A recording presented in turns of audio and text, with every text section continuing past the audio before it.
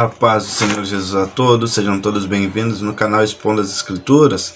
E como já havia dito, nesse sábado nós estaremos falando referente ao texto do Sermão da Montanha, no versículo de número 13, quando a gente fala dos discípulos, o sal da terra e a luz do mundo.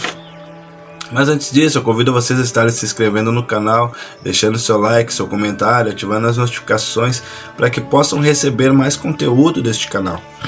Então, Mateus capítulo de número 5, verso de número 13 e 14, que diz assim: Vós sois o sal da terra. Ora, se o sal vier a ser insípido, como pode lhe restaurar o sabor? Para nada mais presta, senão para ser lançado fora, ser pisado pelos homens. Vós sois a luz do mundo. Não se pode esconder a cidade edificada sobre um monte, nem se acende uma candeia para colocá-la debaixo do alqueire, mas no velador, e alumia a todos que se encontram na casa. Assim brilhe também a vossa luz diante dos homens, para que sejam as vossas boas obras e glorifiquem o vosso Pai que estás nos céus. Então, quando Jesus está falando do cristão referente ao sal da terra, ele está falando que nós temos uma utilidade. E essa utilidade qual é? O sal da terra, ele produz sabor no alimento. Então, nós produzimos sabor no mundo. Nós temos que trazer sabor para o mundo, mas também nós trazemos para que o mundo não venha a se decompor de maneira rápida, porque assim era usado o sal antigamente, porque não havia geladeira, não havia refrigeradores, então eles usavam sal para que a carne não viesse se decompor mais rápido. Então nós temos no sal estes dois métodos que Jesus nos explica, esses dois objetivos que nós devemos alcançar. Primeiro é refrear os desejos carnais, e segundo é dar sabor ao mundo, é dar vida ao mundo, é dar gosto de viver neste mundo, porque às vezes a gente pensa que trocar de lugar, trocar de ambiente vai mudar a nossa vida. Se a gente sair de Porto Alegre, vamos para Santa Catarina, a nossa vida vai mudar. Vamos para o Rio de Janeiro, a nossa vida vai mudar.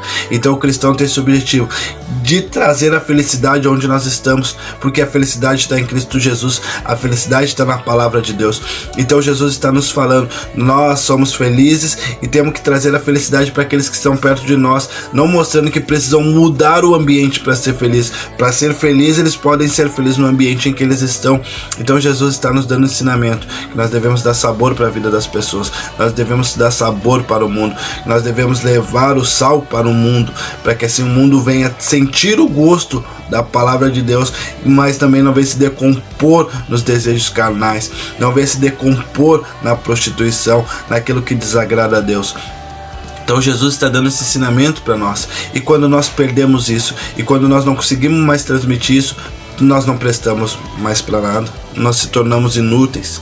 Se não é para fazer isso, nós se tornamos inúteis, nós somos cristãos inúteis, nós estamos perdendo tempo. Então Jesus ele é bem claro com isso, vocês são o sal da terra. Se vocês perderem isso, vocês não prestam para mais nada. Então quimicamente é algo a ser discutido ainda se o sal pode perder sua salinidade, mas vejamos que o sal, ele junto com outro elemento, ele para de produzir o gosto, para de produzir o que ele realmente tem que fazer. Se a gente pegar um punhado de sal, cair no chão, ninguém vai pegar o punhado de sal e botar na comida. Por quê? Porque ele está com sujeira, ele está com outros elementos atrelados a ele. Então, quando o sal se mistura com outra coisa, ele acaba perdendo a sua utilidade. Ninguém pega um sal do chão e põe na comida, a gente põe logo fora. Por quê? Porque perdeu a utilidade. Assim é o cristão com o mundo. Quando ele se mistura com as coisas que estão de fora e isso acaba afetando ele acaba a perder a sua utilidade. Então é isso que Jesus está falando para nós. Não se contaminem, não se misturem com as coisas de fora, não se misturem com o pecado, não sejam coniventes com o pecado, não amem o pecado. Por quê? Porque isso vai fazer vocês perderem a utilidade de vocês. Então nós não podemos perder a nossa utilidade. Nós não podemos nos contaminar com as coisas deste mundo. Nós não podemos nos entregar para as coisas de Satanás. Nós não podemos nos dobrar diante das obras da nossa carne. Porque veja bem que nós fomos chamados para refrear os desejos carnais, mas nós também somos chamados para refrear os nossos desejos carnais. Os nossos desejos primeiramente é que nós temos que refrear, não os dos outros. Primeiro nós começamos por nós. Mateus capítulo de número 7, Jesus fala: não julgueis para não ser julgados. Mas veja que ele fala: antes de tu julgar, tu cuida de ti mesmo. Tu cuida de ti mesmo, tu tira a trave que tem no teu olho, para depois tu ir falar com teu irmão. Então nós precisamos ter esse refreio sobre a nossa vida. Nós precisamos ter o sal sobre a nossa vida. Nós precisamos o sal sobre a nossa carne. Então a palavra de Deus, ela precisa estar sobre nós. Aqueles que abandonam a palavra, aqueles que abandonam os ensinamentos de Cristo, eles acabam deixando de ser sal. Por quê? Porque não tem mais utilidade. Aqueles que só ouvem a palavra e não praticam, deixam de ser sal da terra. Por quê? Porque não há uma prática, não há algo contínuo na presença de Deus. Então nós não podemos deixar de ser sal, nós não podemos deixar de produzir sabor para esta terra, nós não podemos deixar de que as pessoas achem que servir a Cristo é algo pesado. É algo prazeroso servir a Cristo, é algo tremendo de servir a Cristo. É algo, uma alegria sem tamanho de servir a Cristo. Então as pessoas para nada mais servem se as pessoas olharem para a gente e ela não ver o sal, ela não ver o sabor, ela não ver o gosto de servir a Cristo nas nossas vidas. Mas também nós venhamos refrear os desejos carnais, as impurezas, aquilo que não presta, aquilo que não vem do reino dos céus, que nós venhamos ter esta utilidade, para que nós não venhamos ser lançados fora, a ser pisado pelos homens. Mas veja que Jesus, no ensinamento da luz, ele dá um método de como a luz deve trabalhar, de como a luz deve ser utilizada, porque ele está usando dois elementos mais diferentes um do outro. Mas no sal ele fala: ó, o sal tem um objetivo só, esse é o objetivo do sal, e vocês sabem, eu não preciso explicar para vocês. Então o sal tem esse objetivo, caso vocês não cumpram isso, vocês vão ser lançados fora, simples. Mas na luz não, na luz ele já dá uma explicação maior de como deve ser tratada. Aí é que entra o mistério de Jesus. Porque no sal ele fala: ó, vocês são utilizados dessa maneira, mas na luz vocês não podem esconder aquilo que Deus deu. Vocês não podem esconder aquilo que Cristo manifestou na vida de vocês. E ele começa: vós sois a luz do mundo. Não se pode esconder a cidade edificada sobre um monte. E essa cidade edificada, ela de fato existe. É uma cidade que ela está acima do monte. E quando as luzes se ligavam, como não havia luz, né, as lamparinas se ligavam, todo mundo enxergava, todo mundo olhava.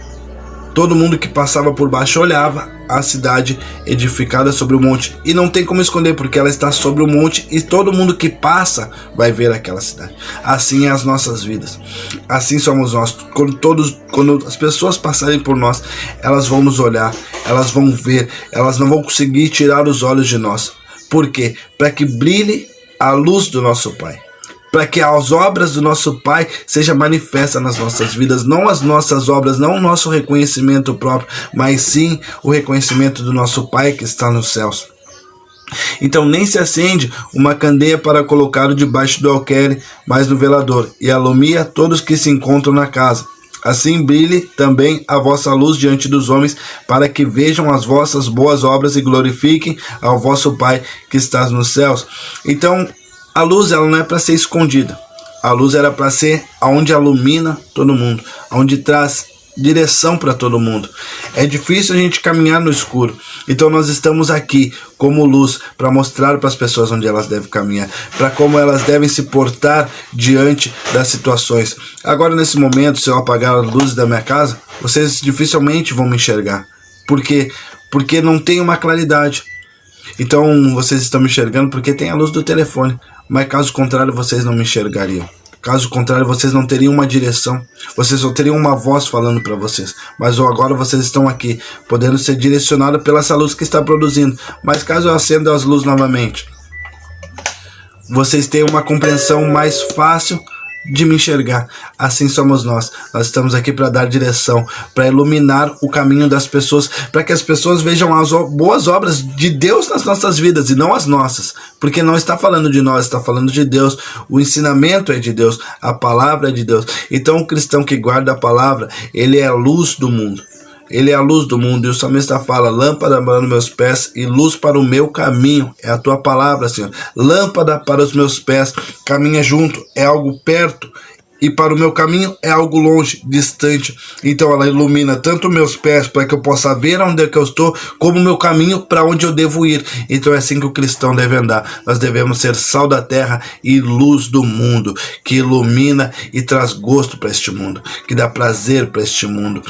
Em nome de Jesus, receba esta palavra, que esta palavra possa servir de edificação e que nós não venhamos perder a propriedade de sal e nem a propriedade de luz, para que nós não venhamos ser lançados fora e assim nós possamos trazer sabor para esse mundo, trazer gosto para esse mundo, iluminar aqueles que estão nas trevas, iluminar aqueles que estão perdidos, mostrando a direção que vai para o reino dos céus. É para isso que nós fomos chamados.